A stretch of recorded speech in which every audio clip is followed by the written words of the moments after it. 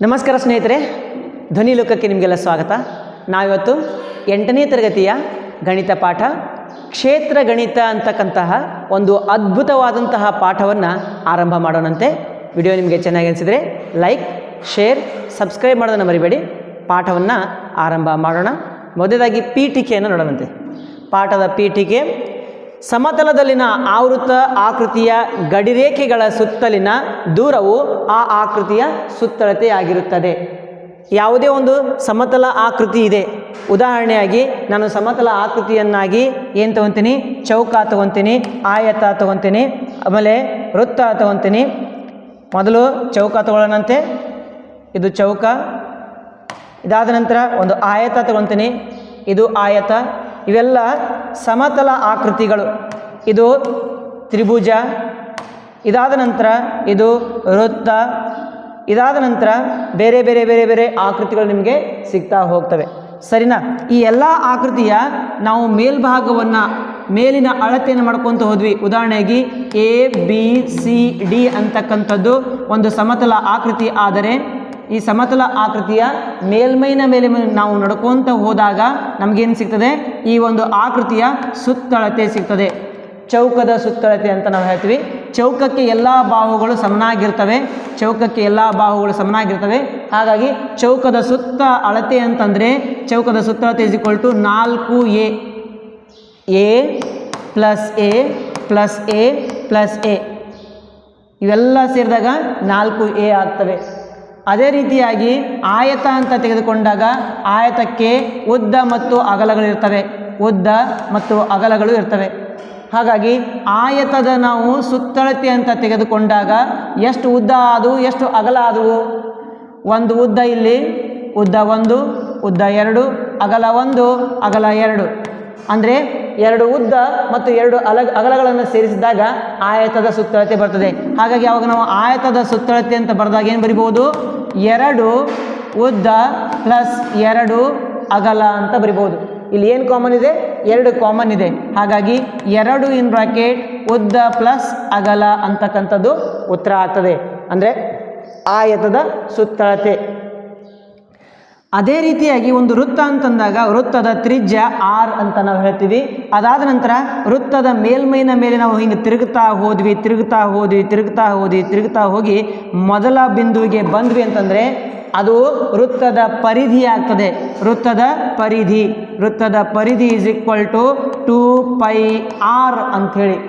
2πr ಅಂತಂದರೆ ಇದು ಎಷ್ಟು ಉದ್ದ ಇದೆಯಲ್ಲ ಅಷ್ಟು ಉದ್ದಕ್ಕೆ ನಾವು 2πr ಅಂತ ಕರಿತೀವಿ. ಅದೇ ರೀತಿಯಾಗಿ ಒಂದು ತ್ರಿಭುಜ ಇದೆ.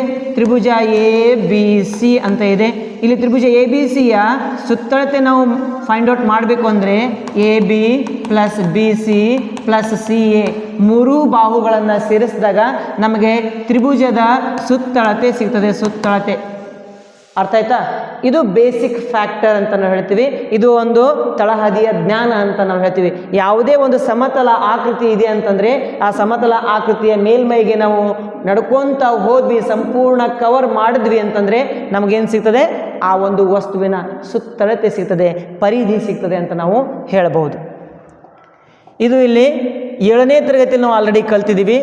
ಇದನ್ನು ನಾವು 8ನೇ ತರಗತಿಯಲ್ಲಿ ಮುಂದುವರ್ಸ್ಕೊತ ಹೋಗ್ಬೇಕಂತೆ. ಸುತ್ತಳತೆ ಅಥವಾ ಪರಿಧಿ ಎಂದು, ಮತ್ತು ಅದರ ಒಳಗಿನ ಪ್ರದೇಶವನ್ನು ನಾವೇನಂತ ಕರಿತೀವಿ? ವಿಸ್ತೀರ್ಣ ಅಂತ ಕರಿತೀವಿ. ಅಂದರೆ ಈ ಒಳಗಿನ ಪ್ರದೇಶ ನಾವು ಸುತ್ತಮುತ್ತ ಹಾಯ್ದು ಬಂದ್ವಿ ಅಂತಂದರೆ ಅದೇನಾಗ್ತದೆ? ಪರಿಧಿ ಆಗ್ತದೆ ಅಥವಾ ಸುತ್ತಳತೆ ಆಗ್ತದೆ. ಒಳಗಿನ ಸಂಪೂರ್ಣ ಜಾಗ, ಈ ಸಂಪೂರ್ಣ ಜಾಗ ನಂದು ಅಂತ ನಾವು ಹೇಳ್ತೀವಲ್ಲ, ಸಂಪೂರ್ಣ ಜಾಗಕ್ಕೆ ನಾವೇನಂತ ಕರಿತೀವಿ? ವಿಸ್ತೀರ್ಣ ಅಂತ ಕರಿತೀವಿ. ಸಂಪೂರ್ಣ ಜಾಗಕ್ಕೆ ವಿಸ್ತೀರ್ಣ ಅಂತ ಕರಿತೀವಿ. ಹಾಗಾಗಿ ಇದು ಯಾವುದರ ವಿಸ್ತೀರ್ಣ? ಚೌಕದ ವಿಸ್ತೀರ್ಣ. ಚೌಕದ ವಿಸ್ತೀರ್ಣ ಸೂತ್ರ ಉದ್ದ ಗುಂಡ್ಲೆ ಅಗಲ. ಬಟ್ ಇಲ್ಲಿ ಅಗಲ ಇಲ್ಲ. ಅಂದರೆ ಎಷ್ಟು ಉದ್ದ ಬಾಹು ಇರ್ತದೆ ಎಲ್ಲನೂ ಕೂಡ ಸೇಮ್ ಆಗಿರ್ತವೆ. ಅಂದರೆ A ಗುಂಡ್ಲೆ A ಅಂತಂದರೆ A². ಚೌಕದ ವಿಸ್ತೀರ್ಣ A². ಆಯತದ ವಿಸ್ತೀರ್ಣ = ಉದ್ದ ಗುಂಡ್ಲೆ ಅಗಲ. ಉದ್ದ ಗುಂಡ್ಲೆ ಅಗಲ ಅಂತ ನಾವು ಹೇಳ್ತೀವಿ. ಅದೇ ರೀತಿ ವೃತ್ತದ ಪರಿಧಿ ಇದೆ, ವೃತ್ತದ ವಿಸ್ತೀರ್ಣ ಬೇಕು. ವೃತ್ತದ ವಿಸ್ತೀರ್ಣಕ್ಕೆ ಸೂತ್ರ πr². ಅದೇ ರೀತಿಯಾಗಿ ಒಂದು ತ್ರಿಭುಜ ಇದೆ. ಈ ಒಂದು ತ್ರಿಭುಜದ ವಿಸ್ತೀರ್ಣಕ್ಕೆ ಸೂತ್ರ ಅರ್ಧ ಗುಂಡ್ಲೆ ಪಾದ ಗುಂಡ್ಲೆ ಎತ್ತರ, ಅರ್ಧ ಗುಂಡ್ಲೆ ಪಾದ ಗುಂಡ್ಲೆ, ಇದು ಪಾದ ಆಗ್ತದೆ, ಇದು ಲಂಬ ಎತ್ತರ ಆಗ್ತದೆ. ಅರ್ಧ ಗುಂಡ್ಲೆ ಪಾದ ಗುಂಡ್ಲೆ ಎತ್ತರ ಮಾಡಿದ್ರೆ ನಮಗೆ ತ್ರಿಭುಜದ ವಿಸ್ತೀರ್ಣ ಸಿಗ್ತದೆ. ಅದೇ ರೀತಿಯಾಗಿ ನೀವು ಬೇರೆ ಯಾವುದಾದ್ರೂ ತೊಗೊತೀರಾ, ಉದಾಹರಣೆಗೆ ಪ್ಯಾರಲೆಲೋಗ್ರಾಮ್ ಸಮಾಂತರ ಚತುರ್ಭುಜ ತೊಗೊಂಡ್ರಿ ಅಂತಂದರೆ ಅವಾಗ ಉದ್ದ ಗುಂಡ್ಲೆ ಅಗಲ ಅಂತ ಆಗ್ತದೆ. ಬೇಸ್ ಇಂಟು ಹೈಟ್ ಅಂತ ನಾವು ಹೇಳ್ತೀವಿ. ಬೇಸ್ ಇಂಟು ಪರ್ಪೆಂಡಿಕ್ಯುಲರ್ ಹೈಟ್ ಏನಾಗ್ಬಿಡ್ತದೆ, ಇದರದ್ದು ವಿಸ್ತೀರ್ಣ ಆಗ್ಬಿಡ್ತದೆ ಅಂತ ನಾವು ಹೇಳಬಹುದು. ಇದು ಒಂದು ವಸ್ತುವಿನ ವಿಸ್ತೀರ್ಣ ಆಯಿತು. ಮುಂದಕ್ಕೆ ಹೋದಂತೆ ಈ ಒಂದು ಪೀಠಿಕೆಯೊಳಗೆ ಏನು ಕೊಟ್ಟಿದ್ದಾರೆ, ಆಯತಗಳು, ತ್ರಿಭುಜಗಳು, ವೃತ್ತಗಳು ಮುಂತಾದ ವಿವಿಧ ಆಕೃತಿಗಳ ಸುತ್ತಳತೆ ಮತ್ತು ವಿಸ್ತೀರ್ಣಗಳನ್ನು ಕಂಡುಹಿಡಿದಿದ್ದೇವೆ. ಆಯತಾಕಾರದಲ್ಲಿರುವ ಪಾದಚಾರಿ ರಸ್ತೆ ಮತ್ತು ರಸ್ತೆಯಂಚಿನ ವಿಸ್ತೀರ್ಣವನ್ನು ಕಂಡುಹಿಡಿದಿದ್ದೇವೆ. ಪಾದಚಾರಿಯ ರಸ್ತೆ ಅಂತಂದರೆ ಒಂದು ಯಾವುದೇ ಒಂದು ಪಾರ್ಕ್ ಅಂತ ತೆಗೆದುಕೊಂಡಾಗ, ಉದಾಹರಣೆಗೆ ಇದನ್ನು ಪಾರ್ಕ್ ಅಂತ ತಿಳ್ಕೊಳ್ರಿ. ಪಾರ್ಕ್ ಸುತ್ತಲೂ ಏನು ಮಾಡಿರ್ತಾರೆ, ಒಂದು ಪಥವನ್ನು ನಿರ್ಮಾಣ ಮಾಡಿರ್ತಾರೆ. ಪಾತ್ ಅಂತ ಹೇಳ್ತೀವಿ ನಾವು, ಪಥ. ಇದಕ್ಕೆ ನಾವು ವಾಕಿಂಗ್ ಏರಿಯಾ ಅಂತ ಹೇಳ್ತೀವಿ. ಈ ವಾಕಿಂಗ್ ಏರಿಯಾ ಏನು ಹೊರಗಡೆ ಇದೆಯಲ್ಲ, ಇದರದಷ್ಟೇ ವಿಸ್ತೀರ್ಣ ಬೇಕಾ, ಆ ವಿಸ್ತೀರ್ಣನೂ ಕೂಡ ನಾವು 7ನೇ ತರಗತಿಯಲ್ಲಿ ನೋಡ್ಕೊಂಡಿದ್ದೀವಿ. ಈ ಪಾಠದ ಬೇಸಿಕ್ ನಾಲೆಜ್ ಏನಿದೆಯಲ್ಲ ಅದು 7ನೇ ತರಗತಿಯೊಳಗಡೆ ಇದೆ. ಕಂಡುಹಿಡಿದಿದ್ದೇವೆ. ಆಯತಾಕಾರದಲ್ಲಿರುವ ಪಾದಚಾರಿ ರಸ್ತೆ ಅಥವಾ ರಸ್ತೆಯ ವಿಸ್ತೀರ್ಣವನ್ನು ಕೂಡ ನಾವು ನೋಡಿದ್ದೇವೆ.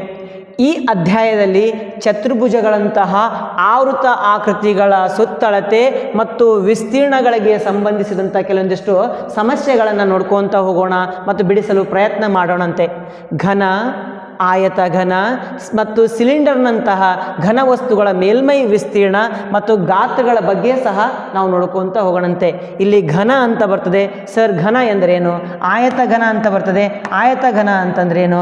ಆಮೇಲೆ ಸಿಲಿಂಡರ್ ಅಂತ ಬರ್ತದೆ. ಸಿಲಿಂಡರ್ ಅಂದ್ರೇನು ಸರ್? ಇದು ಘನ.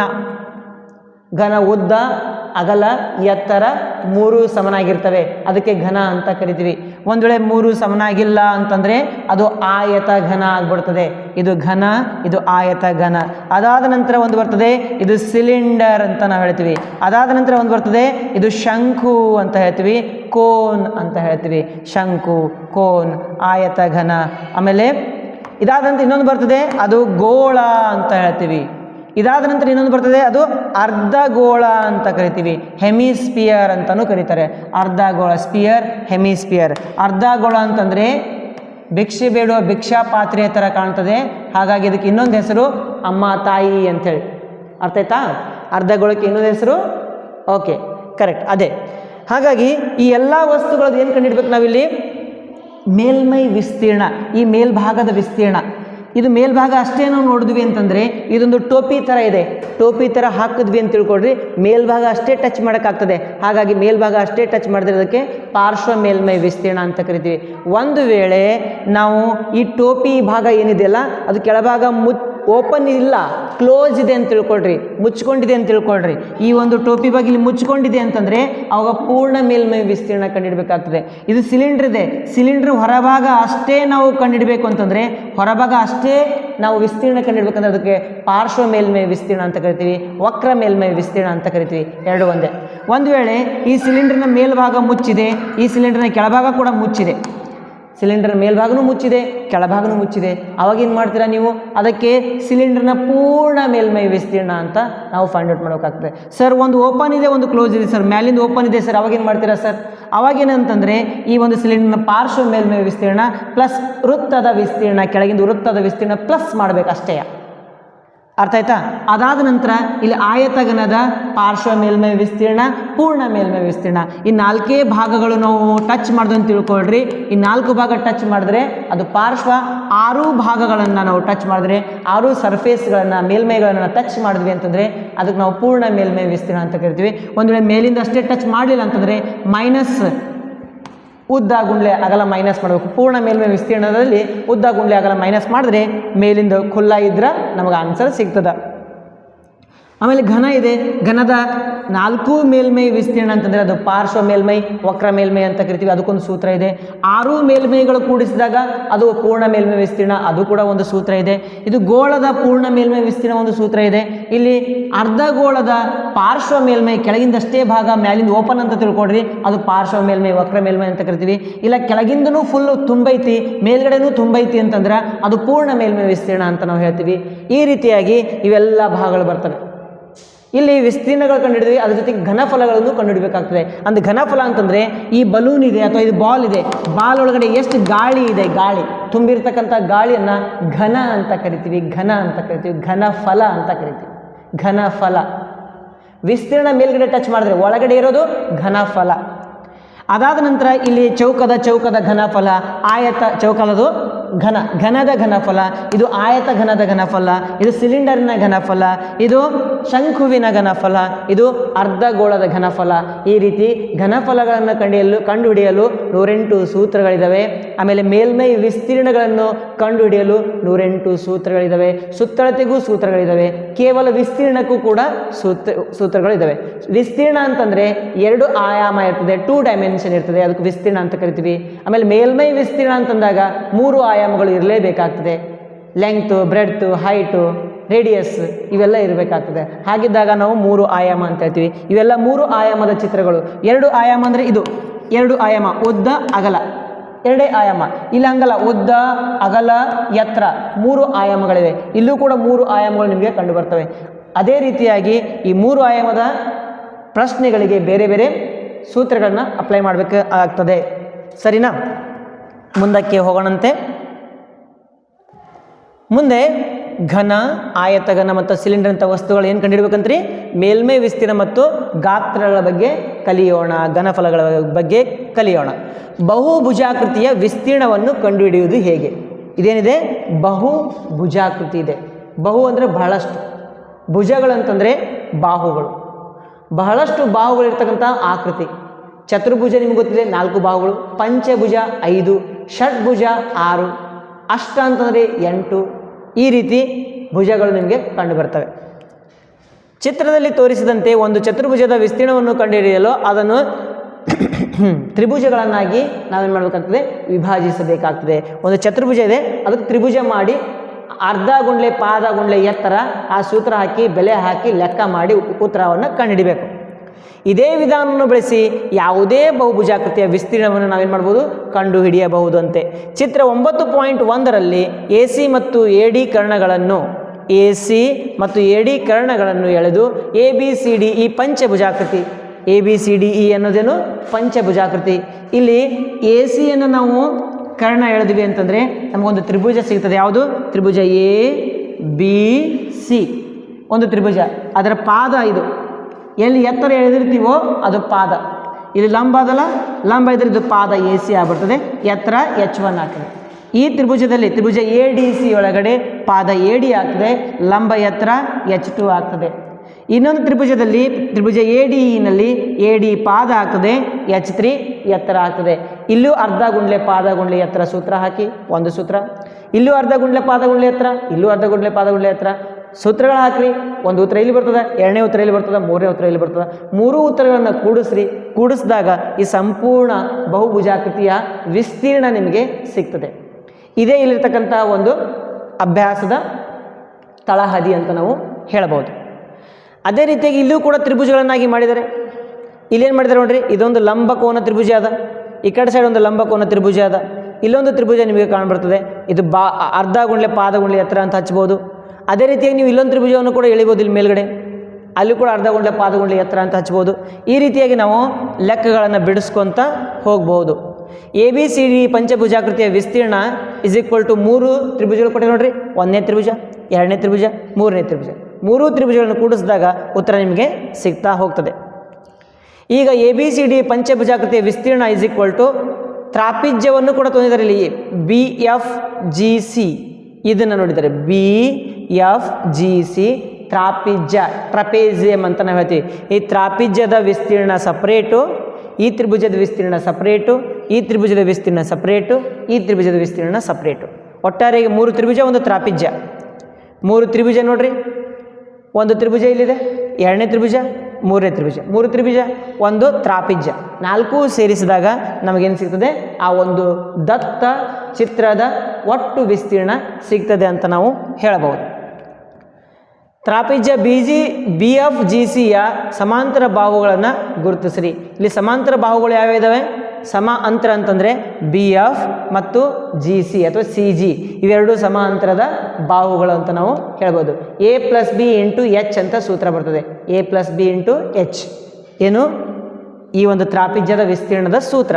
ಅದು ಸೂತ್ರಗಳ ಮುಂದೆ ನೋಡ್ಕೊತ ಹೋಗೋಣಂತೆ, ಅದ್ರ ಬಗ್ಗೆ ನೀವು ವಿಚಾರ ಮಾಡ್ಕೊತ ಹೋಗ್ಬೇಡ್ರಿ. ಇಲ್ಲಿ ಪ್ರಯತ್ನಿಸಿ ಅಂತ ಇದೆ.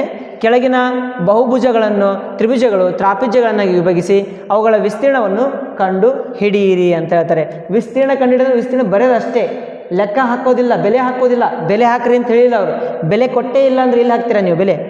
ಹಾಗಾಗಿ ನೀವೇನು ಮಾಡ್ಬೋದು, ಇಲ್ಲೊಂದು ಕರ್ಣ ತೊಗೋಬೋದು, ಐ ಜಿ ಕರ್ಣ ತೊಗೋಬೋದು. ಅದಾದ ನಂತರ ನಿಮಗೆ ಏನು ಸಿಗ್ತದೆ, ಇಲ್ಲೊಂದು ತ್ರಿಭುಜ ಸಿಗ್ತದೆ, ಇಲ್ಲೊಂದು ಲಂಬ ರೇಖೆ ತೊಗೋಬೋದು, ಇಲ್ಲೊಂದು ಲಂಬ ರೇಖೆ ತೊಗೋಬೋದು. ಇಲ್ಲೇ ಮಾಡಿ ತೋರಿಸ್ತೀನಿ ನೋಡಿರಿ ನಿಮ್ಗೆ. ಸಿಂಪಲ್ ಥಿಂಗ್, ಏನೇನು ಮಾಡ್ತೀರಾ, ಇಲ್ಲೊಂದು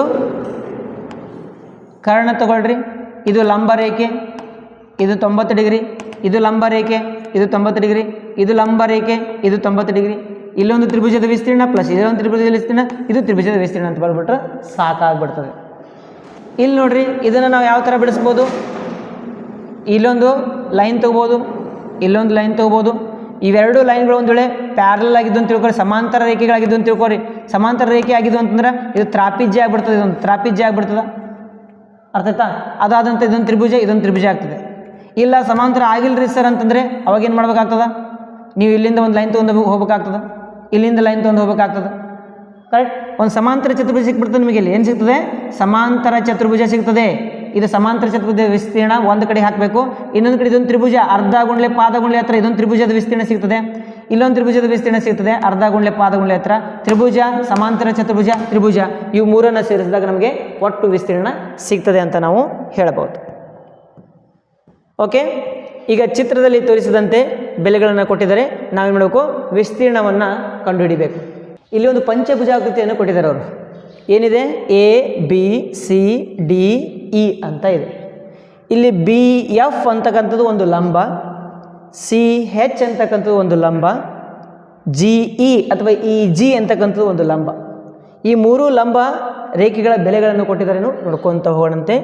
A B C D E ಬಹುಭುಜಾಕೃತಿಯನ್ನು ಕೆಳಗೆ ಕೊಟ್ಟಿದೆ. A D is equal to 8 centimetre. ಏನಿಂದ ಡಿಗೆ ಎಷ್ಟು ಸೆಂಟಿಮೀಟರ್ ಅಂತ ಹೇಳಿದ್ದಾರೆ ಅವರು, 8 centimetre. A D is equal to 8 centimetre, 8 centimetre. ಅದು ಆದ ನಂತರ ಮತ್ತೇನು ಕೊಟ್ಟಿದ್ದಾರೆ ಅವರು, A H is equal to 6 centimetre. A H ಎಲ್ಲಿದೆ ನೋಡ್ರಿ, A H is equal to ಎನಿಂದ ಎಚ್ ಇಸ್ ಈಕ್ವಲ್ ಟು ಎಷ್ಟು ಸೆಂಟಿಮೀಟರ್, 6 ಸೆಂಟಿಮೀಟರ್. 6 ಸೆಂಟಿಮೀಟರ್ ಅಂತಂದಾಗ ಇದಿಷ್ಟೇ ಭಾಗ ಎಷ್ಟಾಯಿತು, 8ರಲ್ಲಿ ಇದು 6 ಇದೆ, ಇದಿಷ್ಟೇ ತೊಗೊಳ್ಳೋಣ. ಇದಿಷ್ಟೇ ಎಷ್ಟಾಯ್ತಪ್ಪ, 2 ಸೆಂಟಿಮೀಟರ್. ಯಾಕಂತಂದರೆ ಇಲ್ಲಿಂದ ಇಲ್ಲಿಗೆ 6 ಸೆಂಟಿಮೀಟರ್ ಇದೆ, ಟೋಟಲ್ಲು 8 ಸೆಂಟಿಮೀಟರ್ ಇದೆ. 8ರಲ್ಲಿ 6 ಸೆಂಟಿಮೀಟರ್ ತೆಗೆದ್ರೆ 2 ಸೆಂಟಿಮೀಟರ್ ಏನು ಸಿಕ್ತು, ಎಚ್ ಡಿ ಸಿಕ್ತು. H D is equal to 2 centimetre ಅಂತ ಬರೆಯೋಣಂತೆ. ಅದಾದ ನಂತರ A G is equal to 4 centimetre. ಎನಿಂದ ಜಿಗೆ A G is equal to ಎಷ್ಟು ಸೆಂಟಿಮೀಟರ್ ಇದೆ, 4 ಸೆಂಟಿಮೀಟರ್ ಇದೆ. So A G is equal to 4 centimetre ಅಂತ ಬರೆಯೋಣಂತೆ. A G equal to 4 centimetre. ಎನಿಂದ ಜಿಗೆ 4 ಸೆಂಟಿಮೀಟರ್. ಅದಾದ ನಂತರ A F is equal to 3 centimetre. ಎನಿಂದ ಎಫ್ಗೆ ಎಷ್ಟು ಸೆಂಟಿಮೀಟರ್ ಅಂತ, 3 ಸೆಂಟಿಮೀಟರ್. ಇಲ್ಲಿಂದ ಇಲ್ಲಿಗೆ 3 ಸೆಂಟಿಮೀಟರ್, ಇಲ್ಲಿಂದ ಇಲ್ಲಿಗೆ 4 ಸೆಂಟಿಮೀಟರ್. ಟೋಟಲ್ ಎಷ್ಟು, 4 ಸೆಂಟಿಮೀಟರ್. ಇದು 3 ಸೆಂಟಿಮೀಟರ್ ಅಷ್ಟೇ. ಅದು ಆದ ನಂತರ ಲಂಬ B F is equal to 2 centimetre. B F is equal to ಎಷ್ಟು ಸೆಂಟಿಮೀಟರ್, 2 ಸೆಂಟಿಮೀಟರ್ ಅಂತ ಕೊಟ್ಟಿದ್ದಾರೆ. ಅದಾದ ನಂತರ C H is equal to 3 centimetre. C H is equal to 3 centimetre. 3 centimetre ಕೊಟ್ಟಿದ್ದಾರೆ. ಅದು ಆದ ನಂತರ E G is equal to 2.5 centimetre. ಇನಿಂದ ಜಿಗೆ 2.5 ಸೆಂಟಿಮೀಟರ್. ಇಷ್ಟು ಕೊಟ್ಟಾಗ ನೀವೇನು ಮಾಡಬೇಕು, ಇಲ್ಲಿ ಅರ್ಧ ಗುಂಡ್ಲೆ ಪಾದ ಗುಂಡ್ಲೆ ಎತ್ತರ ತ್ರಿಭುಜದ ವಿಸ್ತೀರ್ಣ ಇದಕ್ಕೆ ಅಪ್ಲೈ ಮಾಡಬೇಕು. ಅರ್ಧ ಗುಂಡ್ಲೆ ಪಾದ ಗುಂಡ್ಲೆ ಎತ್ತರ ತ್ರಿಭುಜದ ವಿಸ್ತೀರ್ಣ. ಈ ತ್ರಿಭುಜದ ವಿಸ್ತೀರ್ಣ ಸಿಕ್ಬಿಡ್ತದ, ಇಕ್ವೇಷನ್ 1, ಸಮೀಕರಣ 1. ಆಮೇಲೆ ಈ ತ್ರಿಭುಜದಲ್ಲಿ ಅರ್ಧ ಗುಂಡ್ಲೆ ಪಾದ ಗುಂಡ್ಲೆ ಎತ್ತರ ಇದು ವಿಸ್ತೀರ್ಣ ಸಿಕ್ತು ಎರಡದು. ನೆಕ್ಸ್ಟ್ ಇದು ಪೂರಾ ಭಾಗದಲ್ಲಿ ಒಟ್ಟಾರೆಯಾಗಿ ಅರ್ಧ ಗುಂಡ್ಲೆ ಪಾದ, ಇದು ಪಾದ ಆಗ್ತದೆ, ಇದು ಎತ್ತರ ಆಗ್ತದೆ. ಪಾದ ಎತ್ತರ, ಪಾದ ಎತ್ತರ. ಇದಕ್ಕೆ ನಾವೇನು ಮಾಡಬೇಕು, ಸೂತ್ರ ಹಾಕಿ ಇದು ಪೂರ ಭಾಗ ನಾವು ಕಂಡುಹಿಡಿಬೇಕು. ಅರ್ಥ ಆಯ್ತಾ? ಪೂರ್ಣ ಭಾಗ ನಾವು ಕಂಡುಹಿಡಿದ್ವಿ. ಅದಾದ ನಂತರ ನಮಗೆ ಸಿಗೋದಿಲ್ಲಿ ತ್ರಾಪಿಜ್ಯ ಸಿಗ್ತದೆ. ಈ ತ್ರಾಪಿಜ್ಯದ ವಿಸ್ತೀರ್ಣ ಅಂತಂದರೆ 1/2 1/2. ಓಕೆ, ಇಲ್ಲಿಂದ ಇಲ್ಲಿಗೆ ಎಷ್ಟಿದೆ? 4 ಸೆಂಟಿಮೀಟರ್. ಇಲ್ಲಿಂದ ಇಲ್ಲಿಗೆ ಎಷ್ಟಿದೆ? 6 centimetre.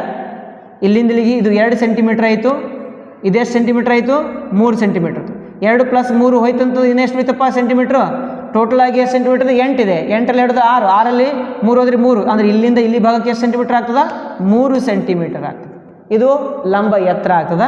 Half in bracket a + b × h. ಈ ಸೂತ್ರ ಎಲ್ಲಿ ಹಚ್ಚಬೇಕು? ಇಲ್ಲಿ ಹಚ್ಚಬೇಕು, ಈ ಭಾಗಕ್ಕೆ. a ಅಂದರೆ ಇದು, b ಅಂದರೆ ಇದು, h ಅಂದರೆ ಇದು ಅಂತ ತಗೋಬೇಕು. ಅರ್ಥ ಆಗ್ತದ? ಈ ರೀತಿಯಾಗಿ 3 ಭಾಗ 4 ಭಾಗಗಳು. ಇದು ತ್ರಿಭುಜ ವಿಸ್ತೀರ್ಣ, 2ನೇ ತ್ರಿಭುಜ, 3ನೇ ತ್ರಿಭುಜ, ತ್ರಾಪಿಜ್ಯ. 4 ವಿಸ್ತೀರ್ಣಗಳನ್ನು ಕೂಡಿಸಿದಾಗ ನಮಗೆ ಬೇಕಾದಂತಹ ಬೆಲೆ ಸಿಗ್ತದೆ. ಇದು ನೀವೇ ಪ್ರಯತ್ನಿಸಿ ಅಂತ ಹೇಳಿದರೆ ನೀವು ಪ್ರಯತ್ನ ಮಾಡಿ ಉತ್ತರ ಬಂದರೆ ಓಕೆ. ಲೆಕ್ಕಗಳಿಗೆ ಇದು ಆನ್ಸರ್ ಕೊಟ್ಟಿದ್ದಾರೆ ಅವರು, ಸ್ವಲ್ಪ ಡ್ಯಾಶ್ ಅಂತ ಕೊಟ್ಟಿದ್ದಾರೆ. ಕೂಡಿಸೋದು, ಕಳೆಯೋದು, ಗುಣಾಕಾರ, ಭಾಗಾಕಾರ ನೀವೇ ಮಾಡಿರಿ ಅಂತ ಹೇಳಿದರು. ಅದನ್ನು ನೀವು ಮಾಡ್ಕೊಂತವ್ರು ಇವೆರಡು ಪ್ರಶ್ನೆಗಳಲ್ಲಿ. ಈಗ ಉದಾಹರಣೆ 1 ನೋಡೋಣ. ಉದಾಹರಣೆ 1 ಏನಿದೆ? ಉದಾಹರಣೆಯಲ್ಲಿ ತ್ರಾಪಿಜ್ಯಾಕಾರದಲ್ಲಿರುವ ಒಂದು ಮೈದಾನದ ವಿಸ್ತೀರ್ಣವು 480 ಚದರ್ ಮೀಟರ್. ಆದರೆ ಸಮಾಂತರ ಬಾಹುಗಳ ನಡುವಿನ ದೂರ, ಅದರ ಸಮಾಂತರ ಬಾಹುಗಳ ನಡುವಿನ ದೂರ 15 ಮೀಟರ್ ಮತ್ತು ಅವೆರಡು ಸಮಾಂತರ ಬಾಹುಗಳ ಪೈಕಿ ಒಂದರ ಉದ್ದ 20 ಮೀಟರ್. ಹಾಗಾದರೆ ಇನ್ನೊಂದರ ಉದ್ದ ಎಷ್ಟು ಅಂತ ಕೇಳ್ತಾ ಇದ್ದಾರೆ. ಇಲ್ಲಿ ಕೆಲವೊಂದಿಷ್ಟು ಮೂಲಭೂತ ತತ್ವಗಳನ್ನು ನಾವು ನೋಡಬೇಕಾಗ್ತದೆ, ಕೆಲವೊಂದಿಷ್ಟು ಮಾಹಿತಿಯನ್ನು ನಾವು ತಿಳ್ಕೊಳ್ಬೇಕಾಗ್ತದೆ, ಕೆಲವೊಂದಿಷ್ಟು ಸೂತ್ರಗಳನ್ನು ನಾವು ನೋಡಬೇಕಾಗ್ತದೆ. ಮೊದಲನೇ ಸೂತ್ರ ತ್ರಾಪಿಜ್ಯದ ವಿಸ್ತೀರ್ಣ ಅಂಥೇಳಿ. ಯಾವುದರ ವಿಸ್ತೀರ್ಣ? ತ್ರಾಪಿಜ್ಯದ ವಿಸ್ತೀರ್ಣ.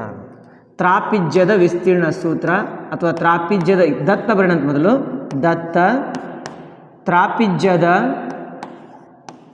ವಿಸ್ತೀರ್ಣ. ತ್ರಾಪಿಜ್ಯದ ವಿಸ್ತೀರ್ಣ ಇಸ್ ಈಕ್ವಲ್ ಟು ಎಷ್ಟು ಕೊಟ್ಟಿದ್ದಾರೆ? 480 ಚದರ್ ಮೀಟರ್. 480 ಚದರ್ ಮೀಟರ್ ಅಂದ್ರೆ ಒಂದೇ, ಮೀಟರ್ ಸ್ಕ್ವೇರ್ ಅಂತಂದರೂ ಕೂಡ ಒಂದೇ. 480 ಚದರ್ ಮೀಟರ್. ಅದರ ಸಮಾಂತರ ಬಾಹುಗಳ ನಡುವಿನ ದೂರ. ಈಗ ತ್ರಾಪಿಜ್ಯ ನಿಮ್ಗೆ ಗೊತ್ತದೆ, ಟ್ರಪೇಜಿಯಂ ಯಾವ ಥರ ಇರ್ತದೆ? ತ್ರಾಪಿಜ್ಯ ಈ ಥರ ತ್ರಾಪಿಜ್ಯ ಇರ್ತದೆ, ಕರೆಕ್ಟ್? ಇದು ತ್ರಾಪಿಜ್ಯ. ಈ ತ್ರಾಪಿಜ್ಯದ ವಿಸ್ತೀರ್ಣ ಕೊಟ್ಟಿದ್ದಾರೆ, ಇದು ವಿಸ್ತೀರ್ಣ. ಆಮೇಲೆ ಇವೆರಡು ಸಮಾಂತರ ಬಾಹುಗಳು, ಸಮಾಂತರ A B C D, A B ಸಮಾಂತರ ಸಿ ಡಿ ಸಮಾಂತರ ಬಾಹುಗಳು. ಈ ಸಮಾಂತರ ಬಾಹುಗಳ ನಡುವಿನ ದೂರ ಅಂದರೆ ಎತ್ತರ ಅಂದಂಗೆ. ತ್ರಾಪಿಜ್ಯದೊಳಗಡೆ ಎತ್ತರ ಅಂತಂದಂಗೆ, ಹೈಟ್ ಅಂತಂದಂಗೆ. ಸಮಾಂತರ ಬಾಹುಗಳ ನಡುವಿನ ದೂರ, ಸಮಾಂತರ ಬಾಹುಗಳ ನಡುವಿನ ದೂರ ಇಸ್ ಈಕ್ವಲ್ ಟು ಎಚ್ ಅಂತ ತೊಗೊಂಡ್ಬಿಡ್ತೀನಿ. ಹೈಟ್ ಆಗಿಬಿಡ್ತದೆ. ಎಷ್ಟಿದೆ? 15 ಮೀಟರ್ ಅಂತ ಇದೆ. 15 ಮೀಟರ್ ಬರೋಣ. ಮತ್ತು ಅವೆರಡು ಸಮಾಂತರ ಬಾಹುಗಳ ಪೈಕಿ ಒಂದು ಬಾಹುವಿನ ಉದ್ದ, ಇದು ಎ ಅಂತ ತೊಗೊಳ್ಳೋಣ, ಇದನ್ನು ಬಿ ಅಂತ ತೊಗೊಳ್ಳೋಣ. ಒಂದು ಬಾಹುವಿನ ಉದ್ದ ಅಂದರೆ ಒಂದು ಬಾಹು ಏನು ತೊಗೊಳ್ಳೋಣ? ಎ ಅಂತ ತೊಗೊಳ್ಳೋಣ. ಒಂದು ಬಾಹು ಏನು ತೊಗೊಳ್ಳೋಣ ಅಂದರೆ ಎ ಇಸ್ ಈಕ್ವಲ್ ಟು ಎಷ್ಟಿದೆ? 20 ಮೀಟರ್ ಇದೆ, 20 ಮೀಟರ್. ಮತ್ತೊಂದು ಬಾಹು ಬಿ ಇಸ್ ಈಕ್ವಲ್ ಟು ಗೊತ್ತಿಲ್ಲ, ಪ್ರಶ್ನಾರ್ಥಕ ಚಿಹ್ನೆಯನ್ನು ಹಾಕಬೇಕಾಗ್ತದೆ. ಇನ್ನೊಂದು ಬಾಹುವನ್ನು ನಾವು ಕಂಡುಹಿಡಬೇಕು. ನಮಗೆ ತಿಳಿದಂತೆ ಸೂತ್ರ ಗೊತ್ತಿದೆ, ನಮಗೆ ತಿಳಿದಂತೆ ಏನದು ಸೂತ್ರ? ತ್ರಾಪಿಜ್ಯದ ವಿಸ್ತೀರ್ಣ ಇಸ್ ಈಕ್ವಲ್ ಟು ಅರ್ಧ ಗುಂಡ್ಲೆ H in bracket A plus B ಅಂತೇಳಿ. ನಮಗೆ ತಿಳಿದಂತೆ ತ್ರಾಪಿಜ್ಯದ ವಿಸ್ತೀರ್ಣ ಇಸ್ ಈಕ್ವಲ್ ಟು ಅರ್ಧ ಗುಂಡ್ಲೆ ಎಚ್ ಗುಂಡ್ಲೆ ಎ ಪ್ಲಸ್ ಬಿ, ಅರ್ಧ H in bracket A plus B. ಇದು ಸೂತ್ರ. ಎ ಪ್ಲಸ್ ಬಿ ಅನ್ನೋದು ಅಭಿಮುಖ ಸಮಾಂತರ ಬಾಹುಗಳು, ಎಚ್ ಅಂತಂದರೆ ಎತ್ತರ, ಅರ್ಧ ಗುಂಡ್ಲೆ ಎಚ್ ಗುಂಡ್ಲೆ ಎ ಪ್ಲಸ್ ಬಿ ಬ್ರಾಕೆಟ್ ಒಳಗಡೆ. ಇಲ್ಲಿ ತ್ರಾಪಿಜ್ಯದ ವಿಸ್ತೀರ್ಣ ಕೊಟ್ಟಿದ್ದಾರೆ, ಎಷ್ಟಿದೆ? 480 ಅಂತ ಇದೆ. ಅರ್ಧ ಗುಂಡ್ಲೆ ಎತ್ತರ ಕೊಟ್ಟಿದ್ದಾರೆ 15, ಎ ಕೊಟ್ಟಿದ್ದಾರೆ ಪ್ಲಸ್ ಬಿ ಗೊತ್ತಿಲ್ಲ. ಇಲ್ಲಿ ನೋಡಿ ಭಾಗಾಕಾರ 2 ಈ ಕಡೆ ಬಂದ ಗುಣಾಕಾರ, ಗುಣಾಕಾರ 15 ಈ ಕಡೆ ಬಂದಾಗ ಭಾಗಾಕಾರ ಆಗಿಬಿಡ್ತದೆ. 480 ಗುಣಾಕಾರ 2 ಭಾಗಾಕಾರ 15 is equal to 20 plus B ಅಂತ ಬಂತು, ಬ್ರ್ಯಾಕೆಟ್ ಹೋಗ್ಬಿಡ್ತು. 15 ಮಗ್ಗಿ ಒಳಗಡೆ 15 ಒಂದಲೇ 15, 15 ಮೂರಲೇ 45, 3 ಉಳಿತು 30, 15 ಎರಡಲೇ 30. ಎಷ್ಟು ಬಂತು ಉತ್ತರ ಇಲ್ಲಿ? 32 ಎರಡಲೇ 64 is equal to 20 plus B ಅಂತ ಬಂತು. ಪ್ಲಸ್ 20 ಈ ಕಡೆ ಕಳಿಸಿದಾಗ ಏನಾಗ್ತದೆ? ಆವಾಗ 64 minus 20 is equal to B ಅಂತ ಬಂತು. ಆದ್ದರಿಂದ ಬಿನ ಬೆಲೆ ಎಷ್ಟು ಬಂತು? 64ರಲ್ಲಿ 20 ತೆಗಿರಿ 44 ಮೀಟರ್ ಅಂತ ಬರ್ತದೆ. ಇದು ಇನ್ನೊಂದು ಬಾಹುವಿನ ಉದ್ದ ಆಗ್ತದೆ. ಸರಿನಾ? ವಿಸ್ತೀರ್ಣ ಕೊಟ್ಟಿದ್ರು, ಎತ್ತರ ಕೊಟ್ಟಿದ್ರು, ಒಂದು ಬಾಹು ಕೊಟ್ಟಿದ್ರು, ಇನ್ನೊಂದು ಬಾಹು ಕೇಳಿದರು. ಈ ಥರ ನೀವು ಲೆಕ್ಕವನ್ನು ಬಿಡಿಸಬೇಕಾಗ್ತದೆ. ಸೂತ್ರ ಅರ್ಧ ಗುಂಡ್ಲೆ H in bracket A plus B ಅಂತೇಳಿ. ಇದು ಉದಾಹರಣೆ 1 ಮುಗೀತು. ಎರಡನೇ ಉದಾಹರಣೆಯನ್ನು ನೋಡೋಣಂತೆ. ಎರಡನೇ ಉದಾಹರಣೆ ಏನು ಹೇಳ್ತದೆ? ಒಂದು ವಜ್ರಾಕೃತಿ ಇದೆ ಅಂತೆ. ಯಾವ ಆಕೃತಿ ಇದೆ? ಒಂದು ವಜ್ರಾಕೃತಿಯ ವಿಸ್ತೀರ್ಣ 240 ಚದರ್ ಮೀಟರ್, 240 ಚದರ್ ಸೆಂಟಿಮೀಟರ್, ಅಂದರೆ 240 ಸೆಂಟಿಮೀಟರ್ ಸ್ಕ್ವೇರ್. ಮತ್ತು ಒಂದು ಕರ್ಣದ ಉದ್ದವು 16 ಸೆಂಟಿಮೀಟರ್, ಮತ್ತೊಂದು ಕರ್ಣದ ಉದ್ದವನ್ನು ನಾವು ಕಂಡುಹಿಡಿಬೇಕಾಗ್ತದಂತೆ. ಒಂದು ಕರ್ಣದ ಉದ್ದ ಕೊಟ್ಟಿದ್ದಾರೆ, ಇನ್ನೊಂದು ಕರ್ಣದ ಉದ್ದವನ್ನು ನಾವು ಕಂಡುಹಿಡಿಬೇಕು. ದತ್ತ ಬರ್ಕೊಂತ ಹೋಗೋಣಂತೆ. ಅದಕ್ಕಿಂತ ಮುಂಚೆ ಒಂದು ಫಾರ್ಮುಲಾ ನೋಡೋಣಂತೆ. ಏನು ಫಾರ್ಮುಲಾ ಅದು? ವಜ್ರಾಕೃತಿಯ ವಿಸ್ತೀರ್ಣ ಫಾರ್ಮುಲಾ ಅರ್ಧ ಗುಂಡ್ಲೆ ಕರ್ಣಗಳ ಗುಣಲಬ್ಧ. ಅರ್ಧ ಗುಂಡ್ಲೆ ಕರ್ಣಗಳ ಗುಣಲಬ್ಧ. ಏನಿದು? ವಜ್ರಾಕೃತಿಯ ವಿಸ್ತೀರ್ಣ. ದತ್ತ ಬರೋಣ ಮೊದಲು. ವಜ್ರಾಕೃತಿಯ ವಿಸ್ತೀರ್ಣ ಕೊಟ್ಟಿದ್ದಾರೆ. ವಜ್ರಾಕೃತಿಯ ವಿಸ್ತೀರ್ಣ is equal to 240 centimeter square. ಇದು ದತ್ತದಲ್ಲಿ ಬರಿಬೇಕು. ಅದಾದ ನಂತರ ಒಂದು ಕರ್ಣದ ಉದ್ದ, ಒಂದು ಕರ್ಣ ಅದಕ್ಕೇನು ತಗೋಬೇಕು? Diameter D1. ಕರ್ಣ ಅಂದರೆ diameter D1 is equal to ಏನು ಬಂತು? 16 ಸೆಂಟಿಮೀಟರ್. ಇನ್ನೊಂದು ಕರ್ಣದ ಉದ್ದಕ್ಕೆ ತಂದರೆ ಮತ್ತೊಂದು ಕರ್ಣದ ಉದ್ದ is equal to D2 is equal to ಪ್ರಶ್ನಾರ್ಥಕ ಚಿಹ್ನೆ. ನಮಗೆ ತಿಳಿದಂತೆ ಏನು ಗೊತ್ತಿದೆ ನಮಗೆ? ವಜ್ರಾಕೃತಿಯ ವಿಸ್ತೀರ್ಣ ಇಸ್ ಈಕ್ವಲ್ ಟು ಅರ್ಧ ಗುಂಡ್ಲೆ ಕರ್ಣಗಳ ಗುಣಲಬ್ಧ. ಅರ್ಧ ಗುಂಡ್ಲೆ ಕರ್ಣಗಳ ಗುಣಲಬ್ಧ, ಅರ್ಧ ಗುಂಡ್ಲೆ D1 ಇಂಟು D2. ಆಗಲೇ ತ್ರಾಪಿಜ್ಯದ ವಿಸ್ತೀರ್ಣ ಅರ್ಧ ಗುಂಡ್ಲೆ H in bracket A plus B ಅಂತ ಇತ್ತು. ಅದು ತ್ರಾಪಿಜ್ಯ, ಇದು ವಜ್ರಾಕೃತಿ. ಸರ್, ವಜ್ರಾಕೃತಿ ಯಾವ ಥರ ಇರ್ತದೆ ಸರ್? ಇದು ಈ ಥರ ಇರ್ತದೆ ನೋಡಿ. ಇದು ವಜ್ರಾಕೃತಿ. ಸರಿನಾ? ಇಲ್ಲಿ D1 D2 ಏನ್ರಿ? ಇದು D1 ಇದು D2, ಇದು D1 ಇದು D2. ಅರ್ಥ ಆಯ್ತಾ? ಓಕೆ. ವಜ್ರಾಕೃತಿಯ ವಿಸ್ತೀರ್ಣ 240 ಸೆಂಟಿಮೀಟರ್ ಸ್ಕ್ವೇರ್. ಅರ್ಧ ಗುಂಡ್ಲೆ D1 16 ಇಂಟು D2 ಗೊತ್ತಿಲ್ಲ. 2 ಒಂದಲೇ 2, 2 ಎಂಟ್ಲೇ 16. 240 ಇಸ್ ಈಕ್ವಲ್ ಟು 8 ಗುಂಡ್ಲೆ D2 ಅಂತ ಬಂತು. ಗುಣಾಕಾರ 8 ಈ ಕಡೆ ತೊಗೊಂಡು ಬನ್ನಿ. 240 ಭಾಗಾಕಾರ 8 ಇಸ್ ಈಕ್ವಲ್ ಟು D2 ಅಂತ ಬಂತು. 8 ಒಂದಲೇ 8, 8 ಮೂರಲೇ 24. ಅಂದರೆ ಎಷ್ಟು ಬಂತು? D2 is equal to 30 centimetre ಅಂತ ಬಂತು. D2 is equal to 30 centimetre. ಪ್ರಶ್ನೆಯಲ್ಲಿ ಏನು ಕೇಳಿದರು? ವಿಸ್ತೀರ್ಣ ಕೊಟ್ಟಿದ್ದರು. ಎದರದ್ದು ವಿಸ್ತೀರ್ಣ ಕೊಟ್ಟಿದ್ರದು?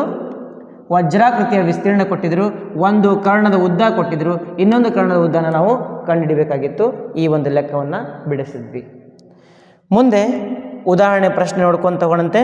ಉದಾಹರಣೆ 3 ನೋಡೋಣ. 3ನೇ ಉದಾಹರಣೆ ಏನಿದೆ? MNOPQR. MNOPQR ಒಂದು ಉದ್ದದ ಒಂದು ಷಟ್ಭುಜ ಆಕೃತಿ ಇದೆ. ಅದನ್ನು ಅಮನ್ ಮತ್ತು ರಿಧಿಮ 2 ರೀತಿಯಲ್ಲಿ ವಿಭಾಜಿಸುತ್ತಾರೆ. ಮೊದಲು ಈ ಥರ ಯಾರು ರಿಧಿಮನ ರೀತಿ ಇದು ಅಮನ್ನ ರೀತಿ. ಅಮನ್ನ ರೀತಿಯಲ್ಲಿ 2 ತ್ರಾಪಿಜ್ಯಗಳಿದ್ದಾವೆ. ಒಂದು ತ್ರಾಪಿಜ್ಯ ಈ ಕಡೆ ಇದೆ, ಒಂದು ತ್ರಾಪಿಜ್ಯ ಈ ಕಡೆ ಇದೆ. 2 ತ್ರಾಪಿಜ್ಯಗಳಿದ್ದಾವೆ.